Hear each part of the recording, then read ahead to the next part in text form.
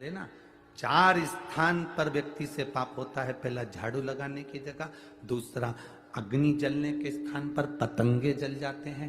तीसरा, पानी भरते समय, कपड़े धोते समय, स्नान आदि कर्म करते समय, पोछा लगाते समय छोटे छोटे जीव मर जाते हैं, उसका पाप माथे चढ़ जाता है। और चौथा स्थान बताया, चलकर जाने में पांव के नीचे छोटे छोटे जीव मर जाते हैं, उसका पाप माथे चढ़ जाता है। चार स्थान पर प्रत्येक मनुष्य से पाप होता है। गुरु गोरखनाथ जी ने उस स्त्री को देखा, उसको देखकर गुरु गोरखनाथ जी ने देखते से अपनी आंखों में जल भर लिया कि ये नारी जगत का कल्याण करने वाली, इसके गर्भ में जो संतान जन्म लेती है वो विश्व का कल्याण करती है। और इस नारी के पास में पाप भ्रमित हो रहा। जल का वो कपड़े धोती है, जीव मरता, उसका पाप माथे। अग्नि जलाती, उसका पाप माथे। झाड़ू लगाती, उसका पाप माथे। दिन भर चलती, उसका पाप माथे। चरण के नीचे जीव मर जाते। इस स्त्री का कल्याण कैसे हो सकता है? इस नारी का कल्याण कैसे हो सकता है? गुरु गोरखनाथ बाबा ने उस नारी के हाथ में, बस उसी समय नारी के पास में गुरु गोरखनाथ जी ने अपनी सूचना पहुंचाई कि नारी, अगर एक जैसा चिमटा मैं रखता हूं और चिमटे से पाप दूर भाग जाता है, वो चिमटा अगर नारी के रसोई घर में होता है तो पाप दूर भाग जाता है। कितनी माताएं बैठी हैं जिनके घर में है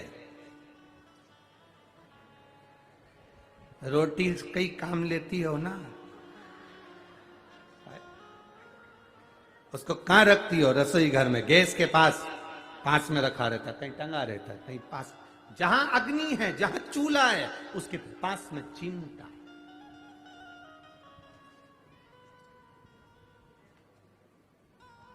कहने वाले कह देते हैं नारी को अपवित्र माना गया, कहने वाले कह देते हैं नारी के ऊपर पाप की गठरिया। ना, मेरे गुरु गोरखनाथ जी ने स्त्री को भी पवित्र कर दिया और उसके पाप की गठरिया को आधा कर दिया। मेरे गुरु गोरखनाथ जी स्त्री को पवित्र कर दिया।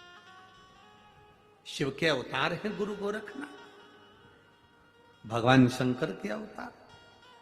किसी का दुख, गुरु गोरखनाथ जी किसी के दुखी के दुख को देखकर स्वयं गोरखनाथ जी भी दुखी हो जाते और विचार करते रहते थे गुरु गोरखनाथ की, इसको सुख कैसे मिले, इसको सुख का अनुभव कैसे हो।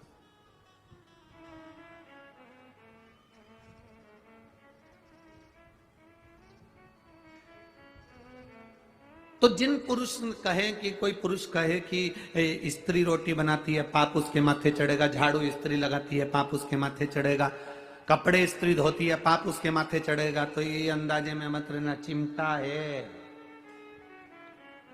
चिमटा।